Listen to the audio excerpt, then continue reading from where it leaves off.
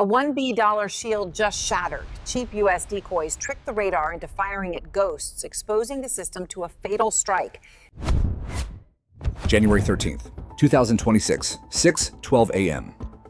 The air over the Caribbean coast is heavy. It is a physical weight, 100% humidity, a thick saline blanket that clings to the skin and diffuses the early morning light into a gray, featureless haze. But on the hills overlooking Caracas, the air is not just humid. It is electrified. Here, hidden beneath camouflage netting and the dense canopy of tropical vegetation, the atmosphere tastes of ozone and burnt diesel. The ground vibrates, a low-frequency thrum, barely audible to the human ear, but felt in the teeth, resonates through the soil. It is the heartbeat of the S300VM system, the Ante 2500. In the command post, a cramped steel box buried under sandbags. The air conditioning struggles against the tropical heat. It smells of stale coffee, cheap tobacco, and the sharp metallic tang of high-voltage electronics. Inside, men are hunched over screens that glow with an amber phosphorescence. They are watching the sky. They are waiting for the end of the world. To understand the gravity of this moment, you must understand the architecture of modern denial. Caracas is not just a city today. It is a fortress, a singular geopolitical node, protected by what strategists call a glass dome. This dome is an electromagnetic hemisphere, extending 250 kilometers into the Caribbean Sea. It is designed to say no. No to commerce. No to intervention. No to the projection of American power. If this dome remains intact, the regime holds the coastline, and the oil tankers sit idle, bleeding billions of dollars from the global economy every week. If the dome shatters, the airspace opens, and the B-21 raiders currently circling in the stratosphere will turn the capital's military infrastructure into dust. The stakes are binary: survival or erasure. And the linchpin of this entire standoff is not a politician or a general. It is a machine. The S-300VM is not the standard air defense system you see on the evening news. It is not the wheeled truck used by the Russians in Syria. This is the V-Series, the Vojska, the Army variant. It does not roll on tires. It crawls on tracks. It is built on the GM-830 chassis, a 47-ton steel beast derived from the T-80 main battle tank. It is designed to move with armored divisions, to climb hills, to wade through mud, and to kill ballistic missiles at the edge of space. On the radar hill, the massive 9S-15 billboard surveillance radar rotates. It is a flat, rectangular sail of steel mesh, spinning every 9 seconds. Whoosh, whoosh, whoosh. With every rotation, it sweeps the horizon, looking for the telltale signature of an American attack. Beside it sits the 9S-32 drill pan. This is the engagement radar, the killer. A multi-channel phased array that looks like a giant, angry insect eye. It is currently in standby mode. Its high-voltage tubes warmed up, ready to focus a pencil beam of microwave energy on anything that dares to cross the coastline. And inside the launch tubes, the missiles sleep. The 9M82 Giant, a hypersonic telephone pole, 30 feet long, weighing nearly 5 tons. It is a kinetic hammer capable of accelerating to Mach 7.5 in seconds. It is designed to intercept nuclear warheads. It is a kinetic interceptor with a single-shot kill probability of 0.9. But the Americans are not sending nuclear warheads. They are not sending waves of heavy bombers. Not yet. 500 miles to the north, cruising at 35,000 feet, a B-52 Stratofortress opens its bomb bay doors. The rotary launcher inside spins with a mechanical whine. It drops a payload. But the payload does not fall. It flies. This is the ADM-160 MALD, the miniature air-launched decoy. To the naked eye, it looks like a cruise missile, 9 feet long, carbon fiber body, trapezoidal fuselage. But it has no warhead. It has no explosives. It is a hollow tube filled with silicon and high-density avionics. As it falls away from the bomber, a pair of switchblade wings snap open. A spring-loaded mechanism locks them into place. Then, the engine ignites. This is where the deception begins. The engine is a Hamilton-Sundstrand TJ-150 turbojet. It is tiny, the size of a coffee can. But it spins at 90,000 RPM. It does not roar like a fighter jet. It screams. It emits a high-pitched, banshee-like wail, a piercing dental drill whine that cuts through the thin air of the upper atmosphere. The MALD levels off. It turns south, towards Caracas, towards the glass dome. It is a $322,000 robot sent to die. But it is not going alone. It is part of a swarm, a wolf pack. Dozens of them are now streaming across the Caribbean, flying in loose formation, programmed with a singular suicidal purpose. This brings us to the physics of the impending collision. This is not just a battle of munitions, it is a battle of economics and sensors. It is a financial siege. Let us pause the timeline. We need to dissect the mechanism of the lie. The MALD is a flying lie. Physically, it is a small drone. On radar, it should look like a bird, but inside its carbon fiber skin, it carries the Signature Augmentation subsystem, or SAS. This system receives the enemy radar pulse, the ping sent out by the S-300, and it catches it, it amplifies it, and then it sends it back. But it doesn't just send it back louder, it modifies the signal. It adds what is called scintillation. It mimics the radar flicker of a large aircraft turning. It adds jet engine modulation, or JEM. It replicates the unique Doppler modulation of a B-52's compressor blades, back to the enemy radar. So, when the operator in the S-300 command post looks at his screen, he does not see a 9-foot drone. He sees a 50-ton bomber. He sees an F-15 Strike Eagle. He sees the entire United States Air Force bearing down on his capital. This is the cruelty of the saturation attack. It exploits the economic asymmetry of warfare. Consider the ledger. The S-300 Interceptor, the 9M83 Gladiator, costs approximately $1.5 million. It is a precious, finite resource. The battery has maybe 20 or 30 of them ready to fire. Once they are gone, the reload trucks must come from the rear, a process that takes 45 minutes. In modern war, 45 minutes is an eternity. It is the difference between life and death. The MALD costs a fraction of that, maybe $300,000. The strategy is ruthless math. The United States is willing to spend $300,000 to force the Venezuelans to burn a $1.5 million missile. They are trading cheap plastic for expensive tungsten. They are forcing the enemy to empty their magazines at ghosts. But the S-300 is not defenseless. It was designed by Soviet engineers who understood the concept of mass attacks.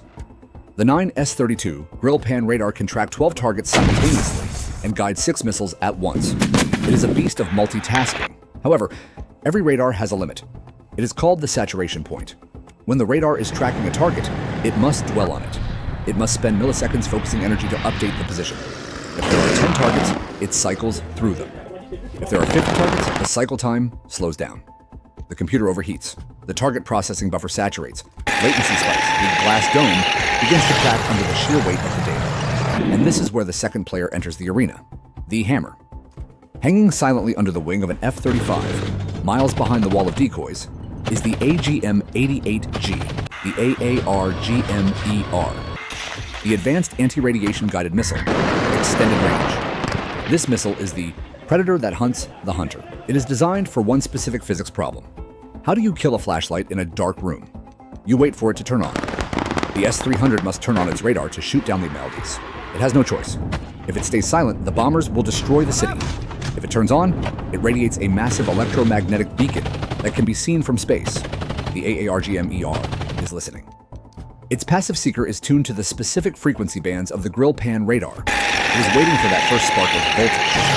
But the new AARGM-ER has a terrifying upgrade over its predecessors. In the old days, a radar operator could simply turn off his switch, blink. The radar goes silent. The missile, blinded, would fly harmlessly into the dirt. Not anymore. The new missile has a memory. It has GPS. It remembers where the radar was, and more importantly, it has a millimeter wave terminal seeker. This is the detail that keeps air defense commanders awake at night. Millimeter wave radar is like a camera. It sees shapes. It sees the geometry of the target. Even if the S-300 goes dark, even if the crew tries to hide, the missile scans the ground as it dives. It looks for the rectangular shape of the command post. It looks for the circular face of the radar. It recognizes the truck itself. It does not need a radar signal to kill. It just needs a location. And the warhead? It is not a simple high-explosive charge. It is the WDU-37B, a warhead designed specifically for the forensic destruction of electronics. It contains thousands of tungsten cubes. Tungsten is 1.7 times denser than lead. When the warhead detonates, it does not create a giant fireball. It creates a shotgun blast of heavy metal rain. These cubes are designed to punch through the thin skin of the radar antenna, shredding the delicate waveguides, smashing the phase shifters, and turning the multi-million-dollar sensor into a useless pile of scrap metal. It is called a mission kill. The vehicle might still drive, but its brain is lobotomized, so the stage is set. On one side, the S-300 VM, a tracked fortress of kinetic power, armed with hypersonic missiles that launch with a cold, pneumatic pop before igniting into a roar of fire, a system designed to deny the sky. On the other side, the Wolfpack, a swarm of buzzing, screaming decoys, protecting the silent, deadly killers lurking in the distance. The humidity in Caracas is still rising. The sun is breaking over the horizon. The billboard radar completes another revolution. Whoosh! Whoosh! And then, on the amber screen in the command post, a pixel lights up. Then another. Then 10. Then 30. The glass dome is about to be tested. 0614 AM. Inside the command post vehicle, the 9S457, the atmosphere shifts from boredom to controlled panic in a single heartbeat. The amber screens do not just flicker, they bloom. A chorus of digital chirps floods the cabin. The acquisition alarm. It is not a Hollywood siren. It is a sharp, persistent trill that drills into the skull. On the main tactical display, the vectors appear. Red triangles. Velocity vector lines stretching out like fingers. 10 targets. 20, 40, 50. The radar operator, a man trained in Moscow, stares at the data. His pupils dilate. The symbology is clear. These are not birds. They are not commercial airliners. The radar cross-section data indicates heavy bombers, B-52s, F-15 Eagles, and they are not hiding. They are closing in from all azimuths. The Wolfpack has arrived. Zavat! The operator shouts. Lock on! But the screen is lying. The symbols begin to jump. This is the range gate pull-off. The MALDJS are capturing the radar pulses and retransmitting them with a delay. The blips on the screen ghost and slide, splitting into false echoes. A wall of electronic noise, known as strobing, radiates from the south. The commander has 3 seconds to make a decision that will define his career. If these are real bombers, and he does not fire, the capital burns. If they are decoys, and he does fire, he reveals his position to the entire world. He looks at the sheer volume of the attack. 50 vampires inbound. He cannot take the risk. He chooses violence. He turns the key. He authorizes the engagement. The order is given. Pusk! Launch! Outside, the physics of the S-300VM take over. This is not a hot launch. The missile does not ignite inside the tube. That would melt the vehicle. This is a cold launch. Focus on the mechanics of the next 2 seconds. First, the gas generator at the bottom of the tube detonates. A massive pressure wave pushes the 9 M83 Gladiator missile upward. It pops out of the canister like a cork from a champagne bottle, riding a cloud of white gas. Thump. A heavy muffled sound. The missile rises 30 meters into the air, and then stops. It hangs there, suspended in gravity, dead in the sky for a fraction of a second. Then, the kick. A small lateral thruster fires near the nose. Psh, crack. A violent puff of smoke. The missile pivots in midair, its nose snapping toward the target vector, and then the roar. The main solid fuel motor ignites. The air is torn apart. A blinding column of fire erupts. The missile accelerates from 0 to Mach 5 in seconds, disappearing into the low clouds, leaving a trail of white smoke that points directly back to the launcher. Then another launch, and another. Thump, psh, roar, thump, psh, roar. 4 missiles are in the air, $6 million of hardware chasing plastic robots. The intercept happens 10 miles out. The S-300 missile is a masterpiece of kinetic engineering. It closes on the lead target. The proximity fuse detects the reflection. The warhead detonates. A sphere of shrapnel shreds the target. But there is no massive secondary explosion. There is no jet fuel fireball. There is just a puff of carbon fiber dust and cheap electronics. The MALD disintegrates. A $300,000 toy is gone. The radar operator sees the target vanish. Target destroyed. But then, 2 more appear in its place. The swarm is not thinning. It is circling. The battery fires again and again. The ready rack is depleting. The rails are running dry. The 9S-32 engagement radar is screaming at full power, pumping megawatts of energy into the sky to burn through the jamming. To the electronic sensors of the American fleet, the S-300 is no longer a hidden threat. It is a lighthouse. It is the brightest thing in the spectrum. The trap is sprung. High above the chaos, F-35 pilot sees the data link. The coordinates are confirmed. The AARGM-ER missiles drop from the internal bays. They do not scream like the decoys. They slide through the air. There are low-drag straights cutting the wind. Their rocket motors ignite, pushing them to Mach 3, lofting them high into the stratosphere to convert speed into potential energy. They arc over the horizon. The hammer falls. Back in the command post, The warning finally comes. High-speed projectile detected. Ballistic trajectory. The commander realizes his mistake. He screams the order. Blink! Shut it down! Shut it down! The operators frantically flip the switches. The massive 9S-32 radar stops transmitting. The screen goes black. The electronic emission ceases. They are banking on the old rules of war. If the radar is off, the anti-radiation missile goes blind. But the AARGM-ER does not care about the old rules. As the radar signal vanishes, the missile's computer notes the last known GPS coordinates. It continues its dive. It activates its secret weapon, the millimeter wave seeker. The small radar in the nose of the missile wakes up. It begins to scan the ground with photographic resolution. It ignores the trees. It ignores the buildings. It looks for the specific geometry of the 9S-32 grill panel. It sees the shape of the chassis. It sees the shape of the antenna. It compares it to a stored 3D model in its memory. Match confirmed. The missile makes a final micro-correction. It does not aim for the ground. It aims for the roof of the cabin. 0.1 seconds to impact. The sound arrives first, a cracking, tearing boom as the missile breaks the sound barrier at treetop level. Then, the warhead triggers. The WDU-37B warhead detonates 5 meters above the vehicle. It does not create a crater. It releases a cone of tungsten cubes, thousands of them. Dense, heavy, sharp cubes moving at thousands of feet per second. They strike the radar face. The sound is not an explosion. It is the sound of 1,000 sledgehammers hitting a sheet of tin simultaneously. The tungsten punches through the phased array antenna, shattering the phase shifters. It punches through the steel roof of the command vehicle. It punches through the consoles. It punches through the men. The electronics are shredded. The wiring is severed. The brains of the system are turned into Swiss cheese. Silence. The screens in the command post are dark.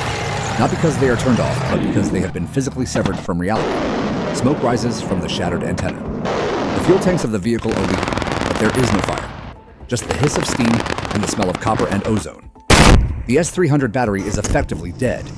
It has not been blown to pieces, it has been lobotomized. The glass dome has shattered. And now, the real sound begins. The high-pitched whine of the decoys fades away, replaced by a deeper, darker rumble. The subsonic thrum of B-21 raiders entering the airspace. They fly over the wreckage of the radar site. They do not drop decoys. They open their bays to release the heavy ordnance. Joint direct attack munitions, bunker busters. The capital is naked. The strategic deterrent is gone. In the aftermath, the forensic accounting is brutal. The engagement lasted less than 6 minutes. In that time, the defense battery expended 8 interceptors. Total cost, approximately $12 million. The attacking force lost 6 decoys. Total cost, less than $2 million. But the true cost is not in the missiles. It is in the system itself. The 9S-32 radar complex is irreplaceable for this regime. It takes years to build and millions to import. It was destroyed by a missile that costs 1/5 of the radar's value. This is the math of modern defeat. It is not about who has the bigger bomb. It is about who has the better exchange rate. The glass dome was a myth. It was a Maginot Line built of frequencies and voltage. It relied on the assumption that the enemy would fight a fair fight, that they would send planes to be shot down. Instead, they sent ghosts, they sent mathematics, and they sent a weapon that refused to be blinded. So, the question remains, if you were the commander in that box, staring at 50 incoming contacts, with the lives of a city on your shoulders, would you have held your fire? Would you have bet your life that the blips were fake? History is written by the side that can afford to waste ammunition. The simulation ends here, but the physics never sleep. Watch the skies.